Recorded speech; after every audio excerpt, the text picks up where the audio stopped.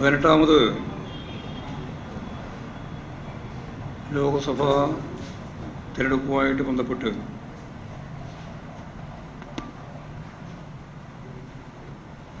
ഇടതുപക്ഷ ജനാധിപത്യ ശക്തികൾ ഇന്ത്യയിലുടനീളം ഉയർത്തിയ ഏറ്റവും പ്രധാനപ്പെട്ട മുദ്രാവാക്യം BJP ഗവൺമെൻറ്റിനെ താഴെ ഇറക്കാനാവണം എന്നുള്ളതായിരുന്നു. ജനാധിപത്യ മതനിരപേക്ഷ ഫെഡറൽ സംവിധാനത്തെയും ഭരണഘടനയെയും തകർത്ത്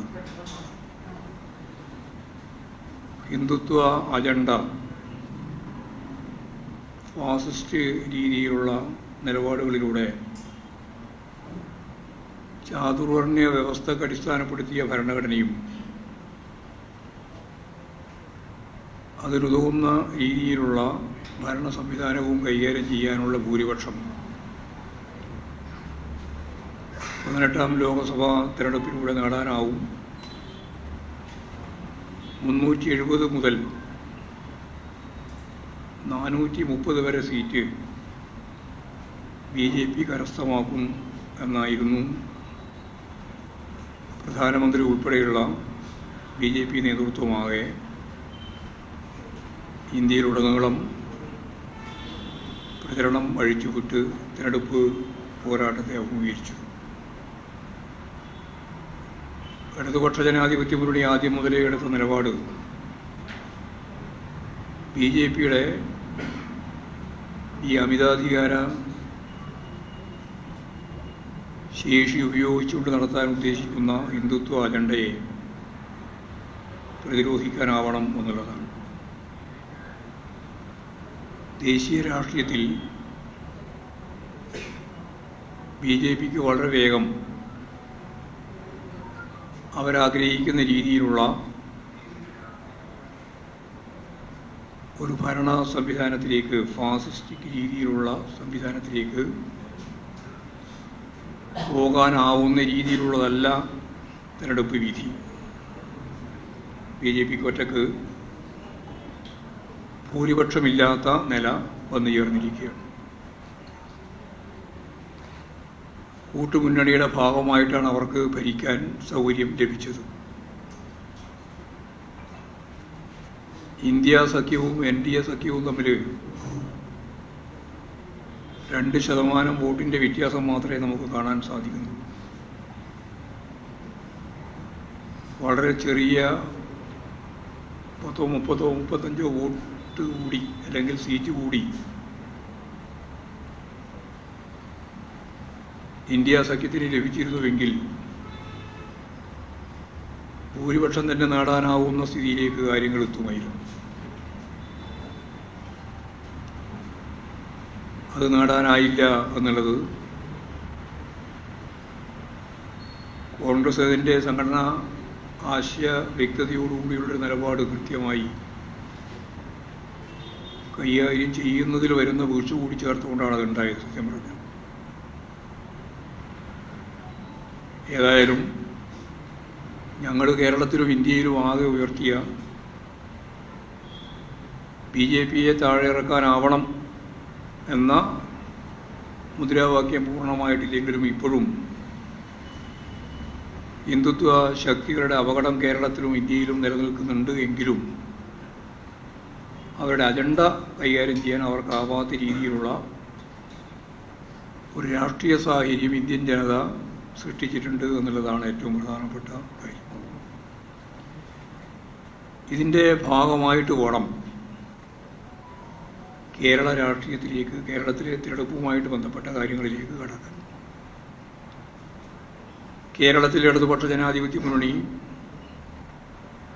പ്രതീക്ഷിച്ച വിജയം നേടാനാവാത്ത നിലയാണ് ഉണ്ടായത്. നല്ല പരാജയമാണ് കേരളത്തിലെ തിരഞ്ഞെടുപ്പുമായിട്ട് ബന്ധപ്പെട്ട് ഇടതുപക്ഷ ജനാധിപത്യ മുന്നണിക്ക് ഉണ്ടായത്. UDFന് 18 സീറ്റ് നേടാനായി. ഒരു സീറ്റ് BJPക്കും നേടാൻ കഴിഞ്ഞു എന്നുള്ളതാണ് ഏറ്റവും അപകടകരമായ മറ്റൊരു കാര്യം. നമുക്ക് കഴിഞ്ഞ പ്രാവശ്യത്തെ പോലെ 2019 പോലെ ഒരു സീറ്റ് മാത്രമേ നേടാൻ സാധിച്ചിട്ടുള്ളൂ. ദേശീയ രാഷ്ട്രീയം എല്ലാ കാലത്തും ചർച്ച ചെയ്യപ്പെടുന്ന കേരളീയ ജനതയുടെ ഒരു പ്രത്യേകത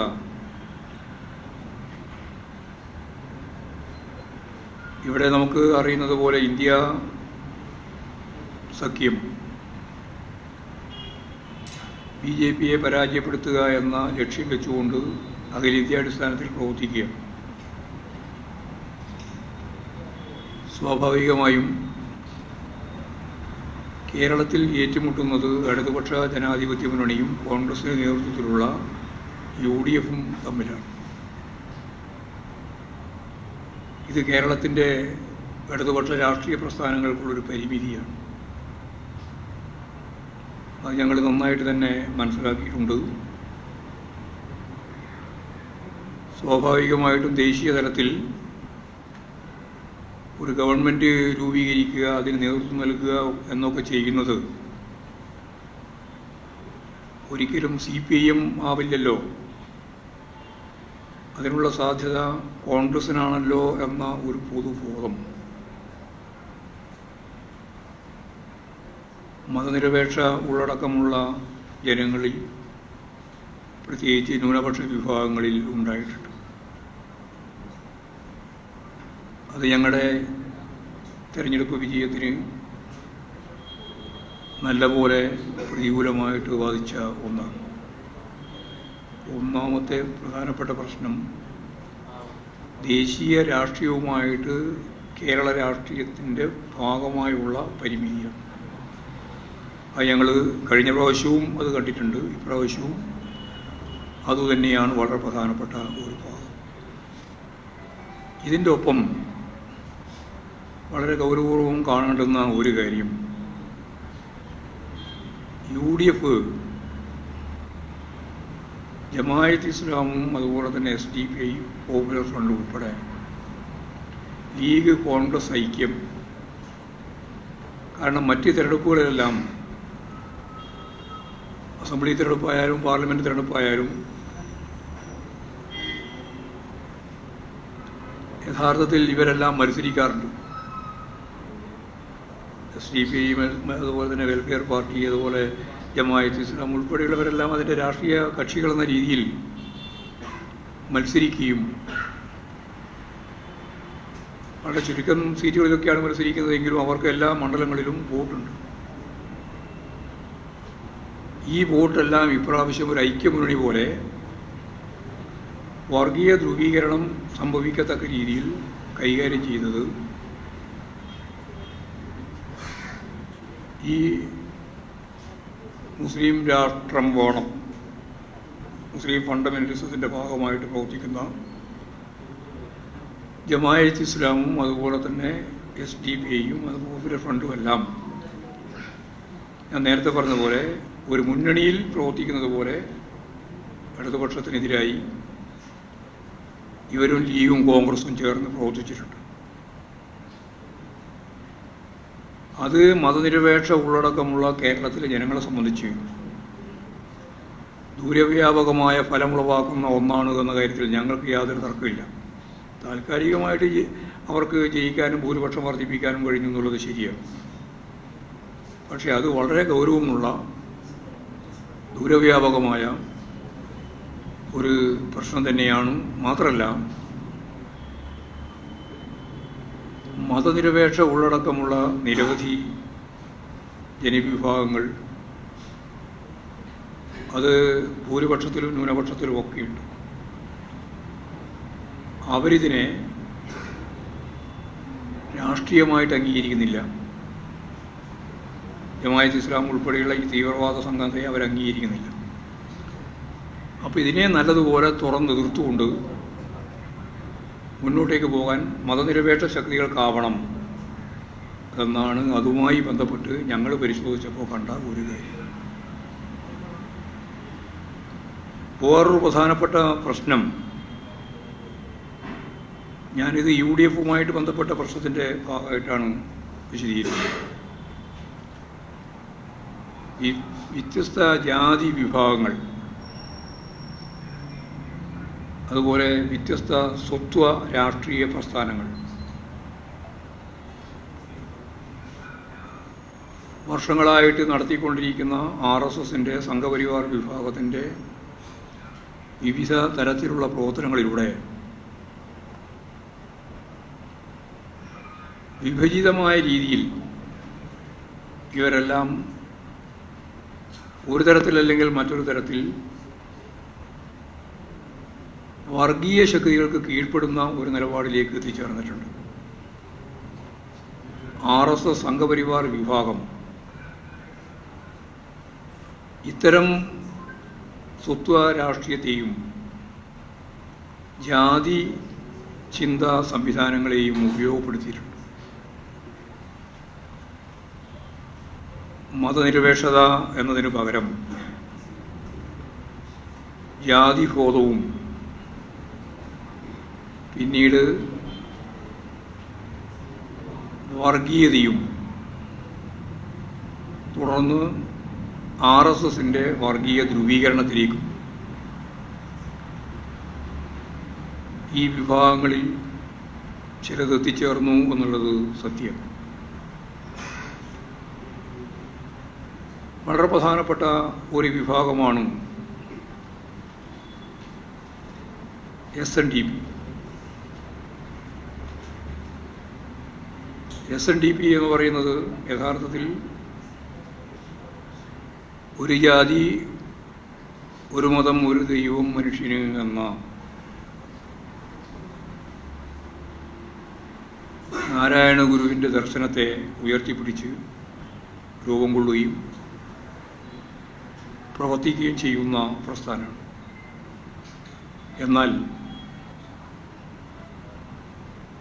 തുഷാർ വെള്ളാപ്പള്ളി BDJSൻ്റെ രൂപീകരണത്തോടുകൂടി BJP ആസൂത്രിതമായിട്ട് പ്ലാൻ ചെയ്ത ഈ ജനവിഭാഗങ്ങളിലേക്കുള്ള കടന്നുകയറ്റത്തിൻ്റെ അജണ്ട അവർ പതിറ്റാണ്ടായിട്ട് കൈകാര്യം ചെയ്തു വരികയാണ്. SNDP വിഭാഗം എല്ലാ രാഷ്ട്രീയ പാർട്ടിയുമായിട്ട് ബന്ധപ്പെട്ട് നിൽക്കുന്ന ആളുകളെല്ലാം ഉൾച്ചേർന്ന് നിൽക്കുന്ന ഒന്നാണ്. അതിൽ വർഗീയവൽക്കരണത്തിലേക്ക് നീങ്ങുന്ന ഒരു വിഭാഗം BJPക്ക് വേണ്ടി സജീവമായി ഇടപെട്ടിട്ടുണ്ട് എന്നുള്ളതാണ് ഇപ്പോൾ കാണാൻ കഴിയുന്ന വസ്തുത.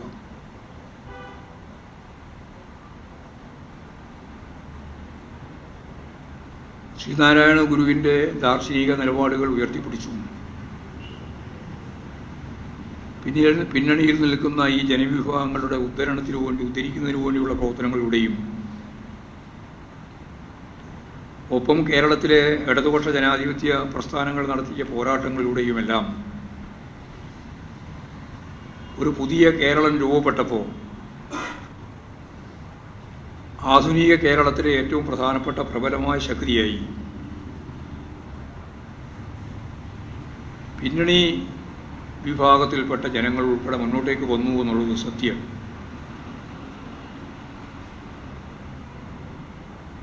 ആ രീതിയിൽ കേരളീയ സമൂഹത്തെയും മതനിരപേക്ഷതയെയും എല്ലാം കണ്ടുകൊണ്ടിരുന്ന ഈ ജനവിഭാഗം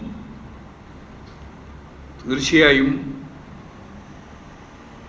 നാരായണ ഗുരുവിൻ്റെ കാൽപ്പാടുകൾ പിന്തുടർന്ന് മുമ്പോട്ടേക്ക് പോകുന്ന ദാർശനിക സമീപനത്തിലൂടെ തന്നെ മുന്നോട്ടേക്ക് പോകും എന്ന് തന്നെയാണ് ഞങ്ങൾ പ്രതീക്ഷിക്കുന്നത്.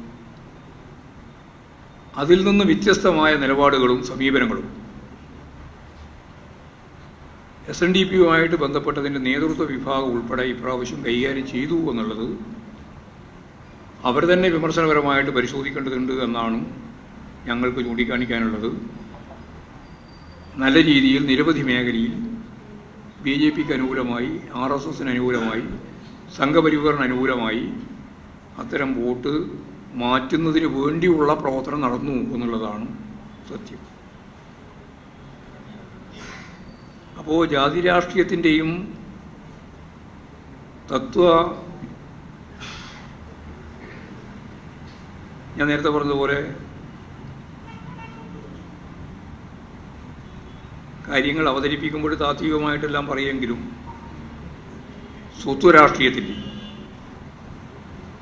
സ്വത്വരാഷ്ട്രീയത്തിൻ്റെയും കാര്യങ്ങളിൽ കേരളത്തിൽ ഇവിടെ ഈ ഇടപെടൽ ഇടതുപക്ഷ ജനാധിപത്യ മുന്നണിക്ക് അനുകൂലമായിട്ട് വരേണ്ടുന്ന ഒരു വിഭാഗം വോട്ട് നഷ്ടമായിട്ടുണ്ട് എന്ന കാര്യവും ഞങ്ങൾ കൃത്യമായിട്ട് കാണുകയുണ്ടായി. വേറൊരു പ്രധാനപ്പെട്ട ഭാഗം കേരളത്തിലെ ക്രൈസ്തവ ജനവിഭാഗം എല്ലാ കാലത്തും വർഗീയതക്കെതിരായിട്ട് നിലകൊള്ളുന്ന ഹിന്ദുത്വ അജണ്ട കൈകാര്യം ചെയ്യുന്നവർക്കെതിരായിട്ട് നിലകൊണ്ട ഒരു വിഭാഗമാണ്. ഞങ്ങളുടെ കൂടെ ഒരു വലിയ വിഭാഗം ഒന്നും പറയാൻ സാധിക്കില്ല, ഒരു ചെറിയ വിഭാഗം ഞങ്ങളോടൊപ്പം ഉണ്ട്, നല്ലൊരു വിഭാഗം കോൺഗ്രസിനോടൊപ്പമാണ്. ഇപ്രാവശ്യത്തെ പ്രത്യേകത അതിലൊരു വിഭാഗം പല കാരണങ്ങളുണ്ട്, ഭീഷണി ഉൾപ്പെടെയുള്ള നിരവധി പ്രശ്നങ്ങളുണ്ടാകും, ഞാനതിൻ്റെ വിശദീകരണത്തിലേക്കൊന്നും കിടക്കുന്നില്ല. BJPക്ക് അനുകൂലമായിട്ട് മാറി എന്നുള്ളത് സത്യം. ചില മേഖലകളിൽ ബിഷപ്പുമാരുൾപ്പെടെ സജീവമായ പ്രവർത്തനത്തിൽ അവരുടെ ഔദ്യോഗിക പരിപാടികളിൽ തന്നെ പങ്കെടുക്കുകയുണ്ടായി. തൃശ്ശൂർ നിയോജക മണ്ഡലത്തിലെ കോൺഗ്രസിൻ്റെ 86,000 വോട്ടിൽ ചോർന്നുപോയ ഏറ്റവും പ്രധാനപ്പെട്ട ഒരു വിഭാഗം ഈ വിഭാഗം തന്നെയാണ് എന്ന് നമുക്ക് മനസ്സിലാക്കാൻ കഴിയും. ഇത് വിഭാഗം ഉൾപ്പെടെയാണ്. അപ്പോൾ വർഗീയമായ ധ്രുവീകരണത്തിന് ഞാൻ നേരത്തെ പറഞ്ഞ ജാതീയ വിഭാഗം മാത്രമല്ല മതപരമായ വിഭാഗത്തെയും ഉപയോഗിച്ചിട്ടുണ്ട്. വിശ്വാസത്തെയും വിശ്വാസ പ്രമാണങ്ങളെയും അടിസ്ഥാനപ്പെടുത്തി നടത്തിയിട്ടുള്ള നിരവധി പ്രവർത്തനങ്ങൾ RSSനും സംഘപരിവാർ വിഭാഗത്തിനും ഈ രാഷ്ട്രീയത്തിന് അനുകൂലമായിട്ട് ജനങ്ങളെ മാറ്റുന്നതിന് വേണ്ടി സാധിച്ചിട്ടുണ്ട്. അപ്പോൾ ഞങ്ങൾ ഇത് സംബന്ധിച്ച് ആലോചിച്ചത് വളരെ ഗൗരവപൂർവം ജനങ്ങളിലേക്ക് പോകണം എന്ന് തന്നെയാണ്. ഞാൻ നേരത്തെ പറഞ്ഞതുപോലെയുള്ള ഈ പരാജയം അതിനിടയാക്കിയിട്ടുള്ള ഇത്തരത്തിലുള്ള ദാർശനിക കാഴ്ചപ്പാടുകൾ, വർഗീയവൽക്കരണത്തിന് ഉതകുന്ന നിലയിലുള്ള നിലപാടുകൾ എല്ലാം കണ്ടുകൊണ്ട് നല്ല ജാഗ്രതയോടെ ഗൗരവപൂർവം ജനങ്ങളെ സമീപിക്കാനും ജനങ്ങളിലുണ്ടായിട്ടുള്ള ഈ തെറ്റിദ്ധാരണ, അന്ധവിശ്വാസ ജടിലമായ ഒരുപാട് കാര്യങ്ങൾ, തെറ്റായ സമീപനങ്ങൾ, നിലപാടുകൾ, ഇതിനെല്ലാം തിരുത്തി മുമ്പോട്ടേക്ക് കൊണ്ടുപോകുന്നതിന് നമുക്ക് സാധിക്കേണ്ടതുണ്ട് എന്ന് തന്നെയാണ് കാണുന്നത്. ഞങ്ങളുടെ പരാജയവുമായിട്ട് ബന്ധപ്പെട്ട് ചർച്ച ചെയ്യുമ്പോൾ ഓരോരുത്തരും ഓരോരോ കാര്യമാണ് പറയുന്നത്. ഞങ്ങളെ സംബന്ധിച്ച് സമഗ്രമായ ഒരു പരിശോധനയാണ് ഞങ്ങൾ നടത്തിയത്. അതിൽ ആദ്യം പറഞ്ഞ ഈ ഭാഗം, ദേശീയ രാഷ്ട്രീയ മുതൽ ഉൾപ്പെടെയുള്ള ഈ ഭാഗം വളരെ പ്രധാനപ്പെട്ട ഒന്ന് തന്നെയാണ്. രണ്ടാമത്തെ കാര്യം ജനങ്ങൾക്ക് നൽകേണ്ടുന്ന ആശ്വാസ നടപടികളുമായിട്ട് ബന്ധപ്പെട്ട കാര്യം. അതായത് ഇടതുപക്ഷ ജനാധിപത്യ മുന്നണി തന്നെ രൂപപ്പെടുത്തി വളർത്തിയെടുത്ത ഒരു ജനകീയമായ പശ്ചാത്തലമുണ്ട് കേരളത്തിൽ. ദാരിദ്ര്യം പരിപൂർണമായി അവസാനിപ്പിക്കാനുള്ളൊരു ഇടപെടൽ, എല്ലാവർക്കും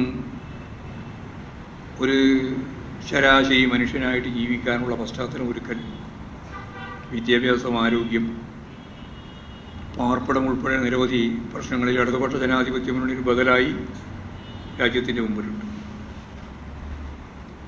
അതിൽ കേന്ദ്ര ഗവൺമെൻറ്റിനോടൊപ്പം കേരളത്തിലെ പ്രതിപക്ഷവും കഴിഞ്ഞ കുറച്ച് കാലമായി എടുത്തുകൊണ്ടിരിക്കുന്ന സമീപനം കേരള വിരുദ്ധമായ സമീപനമാണ്. കേരളത്തെ സാമ്പത്തികമായി തകർക്കുക, അതുവഴി മാത്രമേ ഈ സേവന മേഖലയിലുള്ള പ്രവർത്തനം നിർത്തിവെക്കാൻ സാധിക്കുള്ളൂ എന്ന കേന്ദ്ര ഗവൺമെൻറ്റിൻ്റെ നിലപാട്, അതിന് പിന്തുണ നൽകുന്ന UDFൻ്റെയും BJPയുടെയും കേരളത്തിലെ സമീപനം, ഇതിന് പൂർണ്ണമായിട്ടും പിന്തുണ നൽകിയ UDF MPമാരുടെ നിലപാട്, ഇതെല്ലാം ചേർത്ത് ജനങ്ങൾക്ക് കൃത്യതയോടുകൂടി നൽകേണ്ടുന്ന നിരവധി കാര്യങ്ങൾ, പെൻഷൻ ഉൾപ്പെടെ, അധ്യാപകർക്കും ജീവനക്കാർക്കും നൽകേണ്ടുന്ന DA ഉൾപ്പെടെ നിരവധി കാര്യങ്ങളുണ്ട്. ഓരോന്നോരോന്നായിട്ട് ഞാൻ വിശദീകരിക്കുന്നില്ല, ഓരോരുത്തർക്കും ഓരോന്നോരോന്ന് പറയാം, കണ്ടെത്താം. ഞാനിതെല്ലാം ചേർത്തുകൊണ്ടാണ് പറയുന്നത്. അങ്ങനെ നൽകേണ്ടിയിരുന്ന നിരവധി അവരുടെ അവകാശപ്പെട്ട ആനുകൂല്യങ്ങൾ കൃത്യതയാർന്ന രീതിയിൽ നൽകാനായില്ല എന്ന ഈ സാമ്പത്തിക പ്രതിസന്ധിയുടെ പ്രശ്നം കേന്ദ്ര ഗവൺമെൻറ്റിൻ്റെതാണ് എന്നെല്ലാം പറയാമെങ്കിലും ജനങ്ങൾ അനുഭവിക്കുന്നത്, അത് കിട്ടിക്കൊണ്ടിരിക്കുന്നത് ഇല്ലാതാവുമ്പോൾ സ്വാഭാവികമായിട്ടും അവർക്ക് പ്രശ്നമുണ്ട്. ആ പ്രശ്നത്തിൻ്റെ പ്രതിഫലനവും ഈ വോട്ടിങ്ങിൽ ഉണ്ടായിട്ടുണ്ട് എന്ന് തന്നെയാണ് ഞങ്ങൾ കാണുന്നത്. അതേപോലെ നമുക്കെല്ലാം അറിയുന്ന രീതിയിൽ കേരളത്തിൻ്റെ തനത് വരുമാനം മറ്റു ചില സംസ്ഥാനങ്ങളെപ്പോലെ, ഇപ്പം തമിഴ്നാടിനെ പോലെയൊന്നും വലിയ വരുമാനം കേരളത്തിന് ഇല്ല. നല്ല ശ്രമം ഗവൺമെൻറ് നടത്തിയതുകൊണ്ടാണ് ട്രഷറി ഒന്നും പൂട്ടിപ്പോവാതെ ഗവൺമെൻറ് മുന്നോട്ടേക്ക് പോകാൻ സാധിച്ചിട്ടുള്ളത്.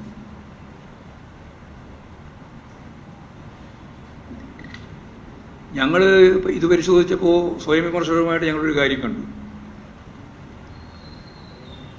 ഇതെല്ലാം ചേർന്ന് ഉള്ള സന്ദർഭത്തിലും ഞങ്ങളുടെ ധാരണ കേരളത്തിൽ ജയിക്കാൻ സാധിക്കുമെന്ന് തന്നെയാണ്. അല്ല, ഇതെല്ലാം ഞങ്ങൾ ആദ്യം കണ്ടത് തന്നെയാണ്. എന്നാൽ ഇതെല്ലാം ഉള്ളപ്പോഴും ഇടതുപക്ഷ ജനാധിപത്യ മുന്നണിക്ക് ജയിക്കാൻ സാധിക്കും എന്നുള്ളതായിരുന്നു ഞങ്ങളുടെ ധാരണ. അതിൻ്റെ അർത്ഥം ജനങ്ങളുടെ മനോഭാവം മനസ്സിലാക്കുന്നതിൽ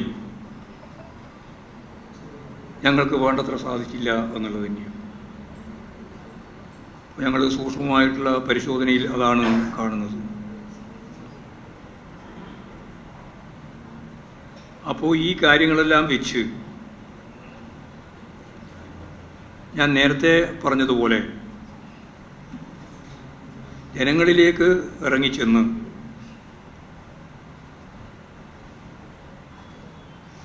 അവരുടെ മനസ്സ് മനസ്സിലാക്കി പ്രവർത്തനം കാര്യക്ഷമതയോടെ മുന്നോട്ടേക്ക് നീക്കാൻ നമുക്ക് കഴിയണം.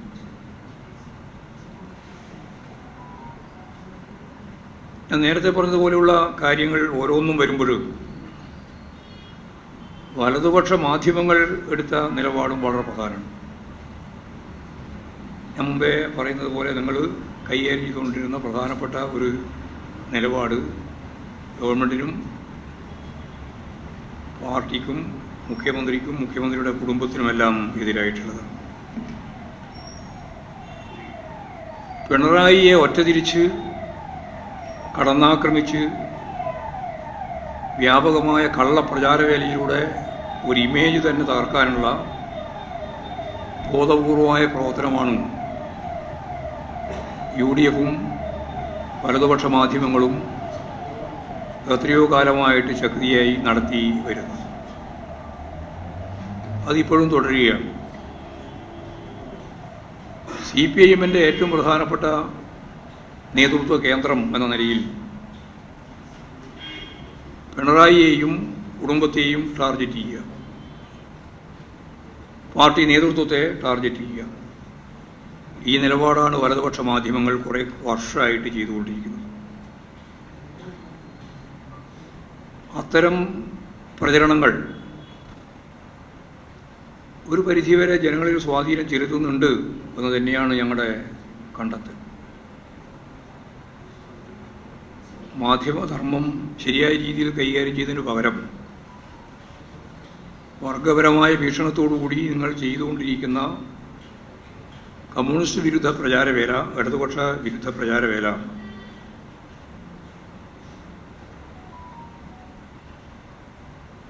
യഥാർത്ഥത്തിൽ വലതുപക്ഷ തീവ്ര ശക്തികളെയാണ് സ്വാധീനിക്കുന്നത് എന്നും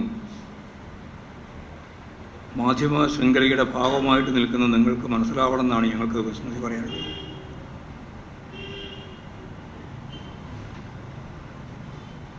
BJPയുടെ ജനകീയ വളർച്ച തടയുന്നതിനുതകുന്ന രീതിയിലുള്ള രാഷ്ട്രീയ സമീപനം സ്വീകരിക്കണം എന്ന് തന്നെയാണ് ഞങ്ങൾ കാണുന്നത്.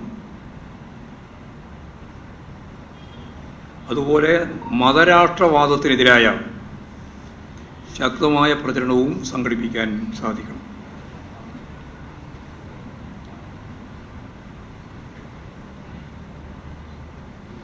ഞങ്ങളെ സംബന്ധിച്ചിടത്തോളം മാധ്യമരംഗത്തെ ഇടപെടൽ വളരെ പ്രധാനമാണ്.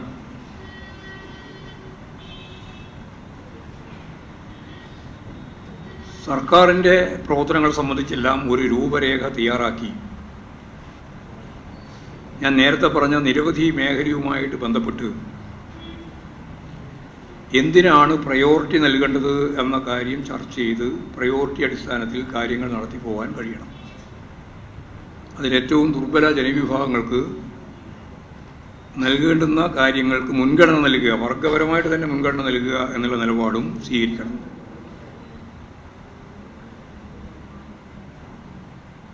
പാർട്ടിക്ക് ഏറ്റിട്ടുള്ള ഈ തിരിച്ചടി പരിഹരിക്കുന്നതിനുള്ള ശക്തമായ നിലപാടുകൾ പാർട്ടി സ്വീകരിക്കുക ചെയ്യും. ബൂത്ത് തലം വരെയുള്ള പരിപാടികൾ പരിശോധിച്ച് അതിനാവശ്യമായ രീതിയിലുള്ള പ്രവർത്തനങ്ങൾ പ്ലാൻ ചെയ്യും. കേന്ദ്ര നേതാക്കൾ പങ്കെടുത്തുകൊണ്ട് കേരളത്തിലെ 4 കേന്ദ്രങ്ങളിൽ സീതാറാം യെച്ചൂരിയും പ്രകാശ് കാരാട്ടും പങ്കെടുക്കുന്ന 4 മേഖലാ യോഗങ്ങൾ 2, 3, 4 തീയതികളിൽ നടക്കാൻ പോവുകയാണ്. അതേപോലെ തന്നെ തുടർന്ന് ജില്ലാ കേന്ദ്രങ്ങളിൽ വിവിധ മേഖലകളാക്കി തിരിച്ച് പാർട്ടി തിരഞ്ഞെടുക്കപ്പെട്ട സഖാക്കൾക്കെല്ലാം ഈ റിപ്പോർട്ട് നൽകുന്നതിനു വേണ്ടി ഞങ്ങളിപ്പോൾ തീരുമാനിച്ചിട്ടുണ്ട്. ഇപ്പോൾ മേഖലാടിസ്ഥാനത്തിലുള്ള ഇത്തരം യോഗങ്ങൾ തീർച്ചയായിട്ടും പാർട്ടിക്കകത്ത് കൃത്യമായ ഒരു ദിശാബോധം നൽകുന്നതിന് വേണ്ടിയിട്ടാണ് സഹായകമാകുക.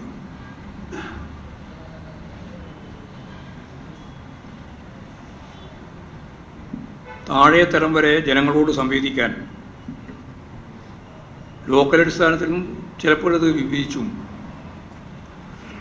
ആ മേഖലയിലെ മുഴുവൻ ജനങ്ങളെയും വിളിച്ചു ചേർത്തുകൊണ്ട് അവർക്ക് പറയാനുള്ളത് മുഴുവൻ കേൾക്കാനും ഞങ്ങൾക്ക് പറയാനുള്ളത് പറയാനുമുള്ള ഒരു സൗഹൃദം എല്ലാ ലോക്കലുകളിലും രൂപപ്പെടുത്തണമെന്നും തീരുമാനിച്ചിട്ടുണ്ട്. ആഗസ്റ്റ് 19 വരെയുള്ള തീയതികൾ ഉപയോഗിച്ച് കേരളത്തിലെ എല്ലാ ലോക്കലുകളിൽ ഇത്തരത്തിലുള്ള ബഹുജന കൂട്ടായ്മ അതിവിപുലമായ രീതിയിൽ സംഘടിപ്പിക്കണം. ആ കാര്യവും തീരുമാനിച്ച് കഴിഞ്ഞിട്ടുള്ളത്. മുസ്ലിം ലീഗിൻ്റെ പ്രസിഡന്റ്, സംസ്ഥാന പ്രസിഡന്റ് മതനിരാസമാണ് CPIM-ൻ്റെ മുഖമുദ്ര എന്നതിനിടെ വിശദീകരിക്കുകയുണ്ടായി. കമ്മ്യൂണിസ്റ്റുകാരെ സംബന്ധിച്ചിടത്തോളം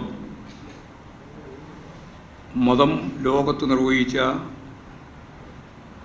ഗുണകരമായ കടമകളെല്ലാം അംഗീകരിക്കുന്ന നിലപാടാണ് ഞങ്ങൾ സ്വീകരിച്ചിട്ടുള്ളത്. മതനിരപേക്ഷതയാണ് ഞങ്ങൾ ഉയർത്തിപ്പിടിക്കുന്ന ഏറ്റവും പ്രധാനപ്പെട്ട കാഴ്ചപ്പാട്. CPIM-ൻ്റെ പാർട്ടി പരിപാടി തന്നെ വിശ്വാസികൾക്കും മതവിശ്വാസം അടിസ്ഥാനപ്പെടുത്തി പ്രവർത്തിക്കുന്ന എല്ലാവർക്കും, ഇനി ഒരു വിശ്വാസമില്ലാത്തവർക്കും ജീവിക്കാൻ സാധിക്കുന്ന ഒരു നാടിനെക്കുറിച്ചാണ് പാർട്ടി പരിപാടി തന്നെ വിഭാവനം ചെയ്തിട്ടുള്ളത്. പാർട്ടിയിലേക്ക് കടന്നു വരുന്നതിന് മതവിശ്വാസികൾക്ക് എന്തെങ്കിലും തടസ്സമുണ്ടോ എന്ന ചോദ്യവും ഉന്നയിക്കേണ്ടായി. ഒരു തടസ്സവുമില്ല. ഏത് വിശ്വാസിക്കും പാർട്ടിയിലേക്ക് കടന്നു വരാൻ സാധിക്കുന്നതാണ് നമ്മുടെ പാർട്ടിയുടെ നിലനിൽപ്പ്. പാലസ്തീൻ പ്രശ്നത്തിലും സദാം ഹുസൈൻ്റെ പ്രശ്നത്തിലുമെല്ലാം ഇടതുപക്ഷ ജനാധിപത്യ മുന്നണിയും കമ്മ്യൂണിസ്റ്റ് പാർട്ടി ഓഫ് ഇന്ത്യ മാർക്സിസ്റ്റും ഇടപെടുന്നത് കൃത്യമായ സാർവദേശീയ നിലപാട് അടിസ്ഥാനപ്പെടുത്തിയിട്ടാണ്, സാമ്രാജ്യത്വ വിരുദ്ധ നിലപാടിൻ്റെ ഭാഗമായിട്ടാണ്. അത് വോട്ട് തട്ടാനാണ് എന്നാണ് ലീഗ് നേതാവിൻ്റെ വ്യാഖ്യാനം. ഞങ്ങൾക്ക് ഈ സാർവദേശീയ പ്രശ്നങ്ങൾ എന്ന് പറയും ഇപ്പോഴും മാത്രമല്ല, സോവിയറ്റ് റഷ്യ ഉള്ളപ്പോഴും അതിശക്തിയായിട്ട് സാമ്രാജ്യത്വ വിരുദ്ധ നിലപാട് സ്വീകരിച്ചു പോയിട്ടുള്ള പാർട്ടിയാണ് CPIM. സദ്ദാം ഹുസൈന് പിന്തുണ നൽകുന്ന നിലപാട് ഞങ്ങൾ സ്വീകരിച്ചതിൻ്റെ അടിസ്ഥാനവും സാമ്രാജ്യത്വത്തിനെതിരായിട്ട്, അമേരിക്കൻ സാമ്രാജ്യത്വം ഉൾപ്പെടെയുള്ള സാമ്രാജ്യത്വ ശക്തികൾക്കെതിരായി ലോകത്തിൻ്റെ തന്നെ ഏറ്റവും പ്രധാനപ്പെട്ട കരുത്തായിട്ട് സദ്ദാം ഹുസൈൻ മാറിയപ്പോൾ ആ നിലപാട് അന്നും ഞങ്ങൾ സ്വീകരിച്ചിട്ടുണ്ട്. ഞങ്ങളതിനെ ഇനിയും തള്ളിപ്പറയുക എന്നുള്ള നിലപാടിലേക്കല്ല പോകുന്നത്.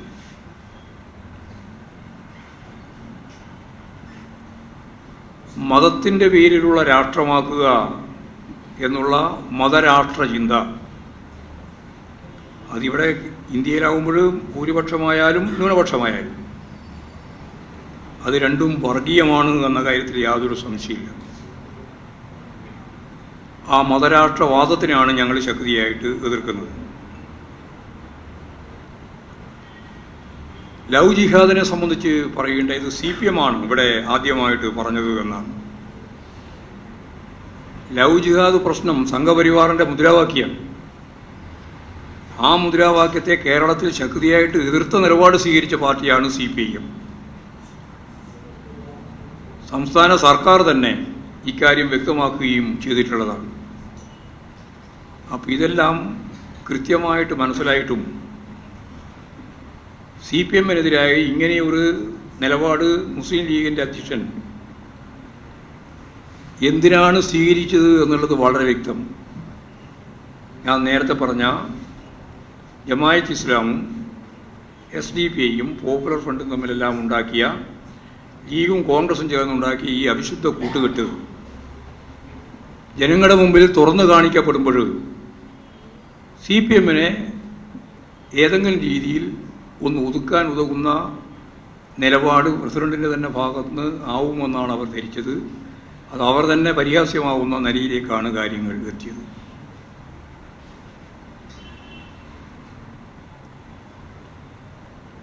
വെള്ളാപ്പള്ളി നടേശൻ്റെ ചില പ്രസ്താവനകൾ പരിശോധിച്ചാൽ രാജ്യസഭാ സ്ഥാനാർത്ഥികളുടെ നിർണയത്തോടെ ഇടതുപക്ഷം ന്യൂനപക്ഷത്തിന് കീഴ്പ്പെട്ടിരിക്കുന്നു എന്നാണ് അദ്ദേഹം പറഞ്ഞത്.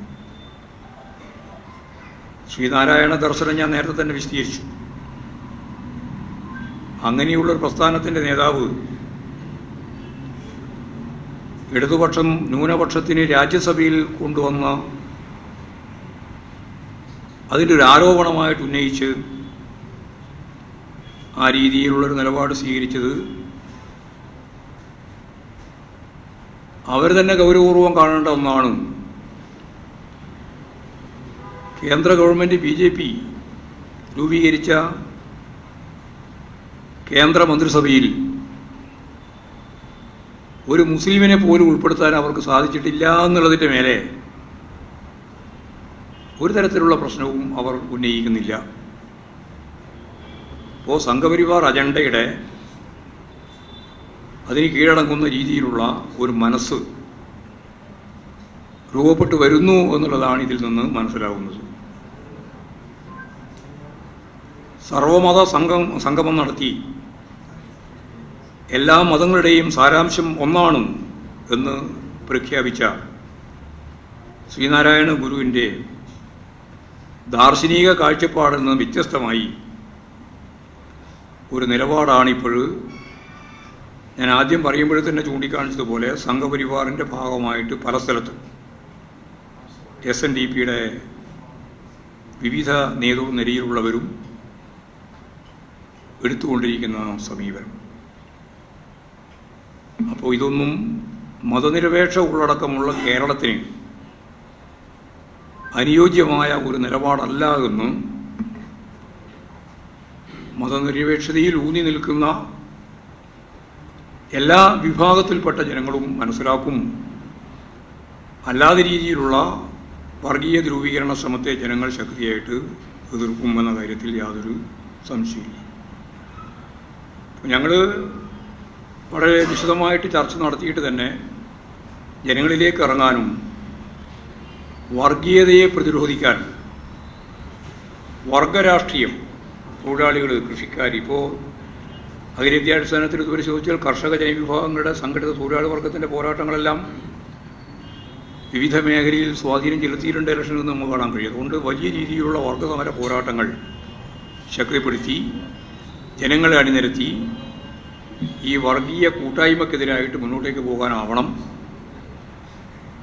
മതനിരപേക്ഷ ഉള്ളടക്കത്തെ അടിസ്ഥാനപ്പെടുത്തിയും അതുപോലെ BJPയുടെ അപകടം മനസ്സിലായും അതിനെ പ്രതിരോധിക്കാൻ നല്ലതാണ് കോൺഗ്രസ് എന്ന് കരുതിപ്പോയ ആളുകളെ ഉൾപ്പെടെ തിരിച്ചു കൊണ്ടുവരുന്നതിന് വേണ്ടിയുള്ള നല്ല ജാഗ്രതയായ സഹനപൂർണമായ പ്രവർത്തനം ഈ പരാജയത്തെ അടിസ്ഥാനപ്പെടുത്തിയിട്ട് നടത്താനാവണമെന്നാണ് പാർട്ടി സംസ്ഥാന സെക്രട്ടേറിയറ്റും സംസ്ഥാന കമ്മിറ്റിയും കണ്ടിട്ടുള്ളത്. ഇതാണ് വിശദീകരിക്കാൻ.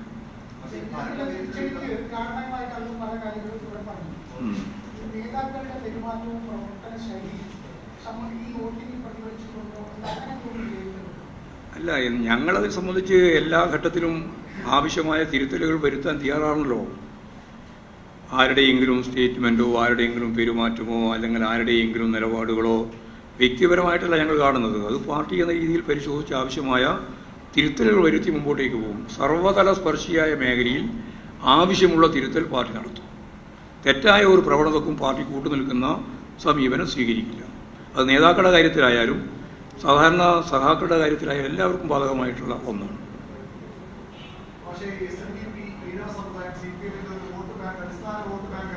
അല്ല, അങ്ങനെയല്ല അതിനെ കാണുന്നത്. അല്ലല്ല, എന്താ അറിയോ, അത് കേരളത്തിലെ ഏറ്റവും പിന്നണിയിൽ നിൽക്കുന്ന ഒരു ജനവിഭാഗമായിരുന്നു ഈ ഞങ്ങളുടെ എല്ലാ നാട്ടിൽ ഇവിടെ ഈഴവ. അവരാണ് ഇടതുപക്ഷ പ്രസ്ഥാനത്തിൻ്റെയും പുരോഗമന പ്രസ്ഥാനത്തിൻ്റെയും നട്ടെല്ലായി പ്രവർത്തിച്ചുകൊണ്ടിരുന്നത്. അവർ തന്നെയാണ് ഇപ്പോഴും പ്രവർത്തിച്ചുകൊണ്ടിരിക്കുന്നത്. എന്നാൽ അതിൽ ഞാൻ നേരത്തെ പറഞ്ഞ പോലെ വർഗീയ ധ്രുവീകരണത്തിലേക്കുള്ള നീക്കമാണ് ആരംഭിച്ചത്. അത് ശക്തിയായിട്ട് അതിനെ എതിർത്തുകൊണ്ട് തന്നെ നിലപാട് സ്വീകരിച്ച് മുമ്പോട്ടേക്ക് പോയാൽ അതിൽ വിള്ളലുണ്ടാക്കാനുള്ള ശ്രമത്തെ നമുക്ക് ഫലപ്രദമായിട്ട് പ്രതിരോധിക്കാൻ കഴിയുമെന്ന് തന്നെയാണ് പാർട്ടി കാണുന്നത്.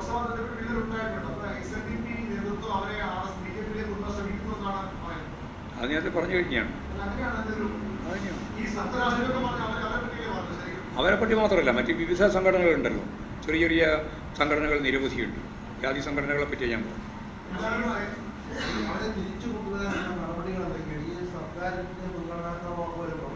അത് അന്നേരം പറയാം. മുൻഗണനാക്രമം നമ്മൾ ചർച്ച ചെയ്യും. ഞാൻ നേരത്തെ പറഞ്ഞില്ലേ, അടുത്ത മാസമുണ്ട്. വളരെ വേഗം തന്നെയാണ് ഇതിൻ്റെ ഭാഗമായിട്ട് ഭാവി പ്രവർത്തനങ്ങളെ സംബന്ധിച്ചുള്ള വളരെ ഫലപ്രദമായ ഒരു ഇടപെടൽ. അത് നമുക്ക് ഈ സാമൂഹിക ജീവിതത്തിൽ വന്നുകൊണ്ടിരിക്കുന്ന നിരവധിയായ മാറ്റങ്ങളെ ഉൾപ്പെടെ കണ്ടുകൊണ്ടു പോകണം. ഓരോന്നിനെ സംബന്ധിച്ച് ഇടപെടണം. അത് ഇടപെടും എന്ന് തന്നെയാണ് തീരുമാനിച്ചിരിക്കുന്നത്. എങ്ങനെ? അത് ഒരുപാട് ഘടകങ്ങളുണ്ട് അതിൽ. അവിടെ ഫണ്ടിങ് ഉൾപ്പെടെയുള്ള ഒരുപാട് പ്രശ്നങ്ങളുണ്ട്. അതിൽ നേരെ ഇടപെട്ട വലിയ രീതിയിലുള്ള ഭരണ ഭയപ്പെടുത്തലുണ്ട്. തുടങ്ങിയ ഒരുപാട് കാര്യങ്ങൾ.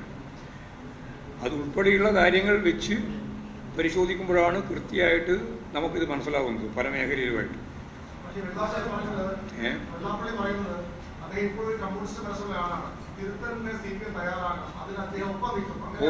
ഞങ്ങളിപ്പോഴും തിരുത്തലിന് വിധേയമായി പ്രവർത്തിച്ചുകൊണ്ടിരിക്കുകയല്ലേ.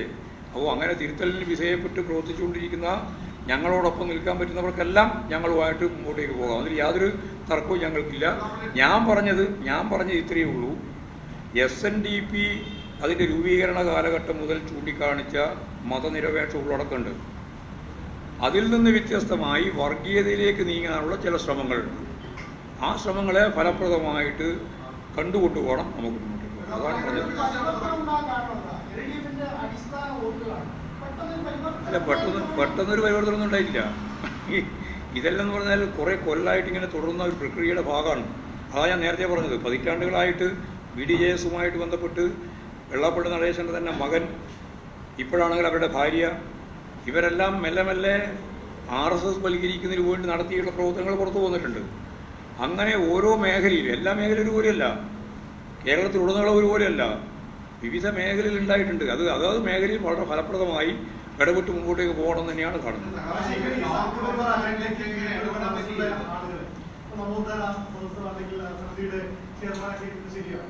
അല്ല, അതൊക്കെ ഗവൺമെന്റ് പരിശോധിക്കേണ്ടതാണല്ലോ. അത് ആ രീതിയിലാണ് അതൊക്കെ കൈകാര്യം.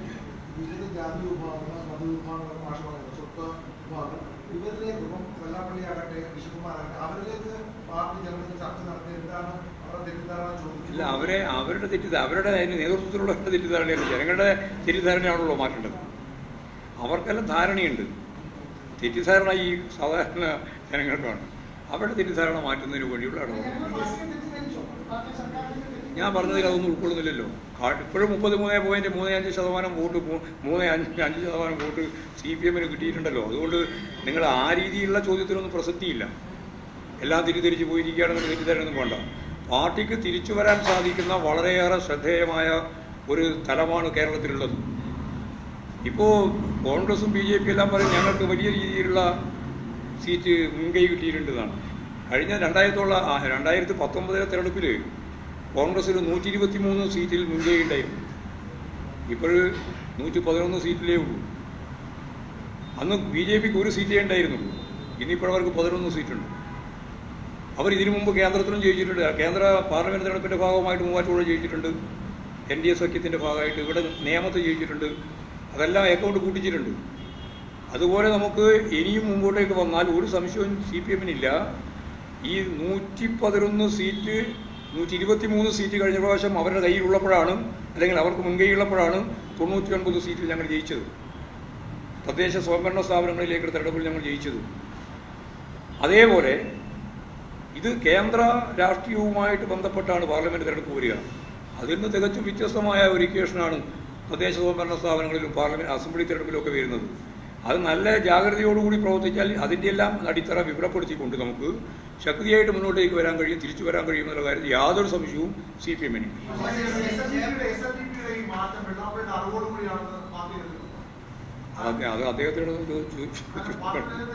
അത് അദ്ദേഹത്തിന്റെ നിലപാടുകൾ ഞങ്ങൾ സൂക്ഷ്മമായിട്ട് പരിശോധിച്ചപ്പോൾ അദ്ദേഹത്തിന്റെ സ്റ്റേറ്റ്മെന്റ് ഉൾപ്പെടെ സൂക്ഷ്മമായിട്ട് പരിശോധിച്ചുകൊണ്ടാണ് ഞാൻ ആ കാര്യം പറഞ്ഞത്. അതിൽ ഞങ്ങൾ കാണുന്നത് സംഘപരിവാർ അജണ്ടയിലേക്ക് നീങ്ങാൻ ഇടയുള്ള അല്ലെങ്കിൽ നീങ്ങി വരുന്ന SNDP-യുടെ ഭാഗമായിട്ടുള്ള ആളുകൾ ശരിയായ SNDP രാഷ്ട്രീയം തന്നെ കൈകാര്യം ചെയ്ത് മുമ്പോട്ടേക്ക് വരണം. അത് മതനിരപേക്ഷമാണ്. അതാണ് ഞാൻ പറഞ്ഞത്.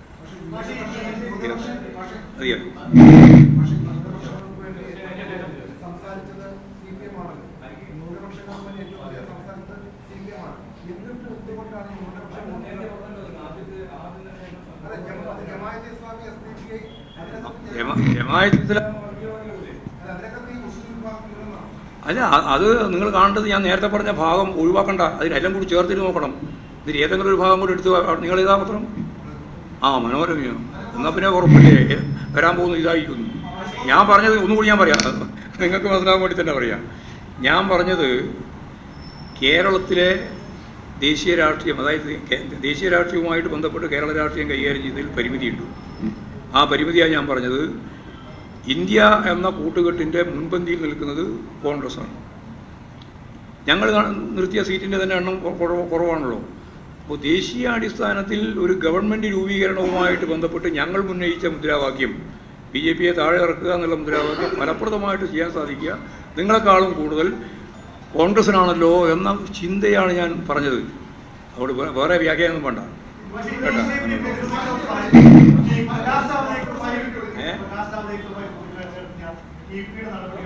അതിന് നേരത്തെ വിശദീകരിച്ചു കഴിഞ്ഞല്ലേ.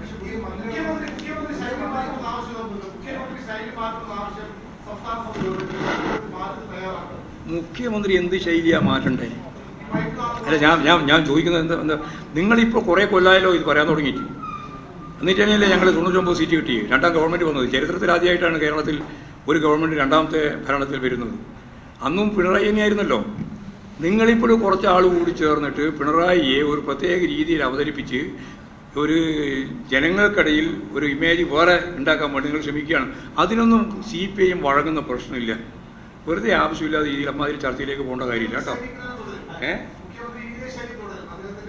ഇതേ ഒരു ശൈലി എന്ന് പറയുന്നത് എങ്ങനെയാണ് ഒരു ദിവസം കൊണ്ട് ഉണ്ടാകുന്നയാ?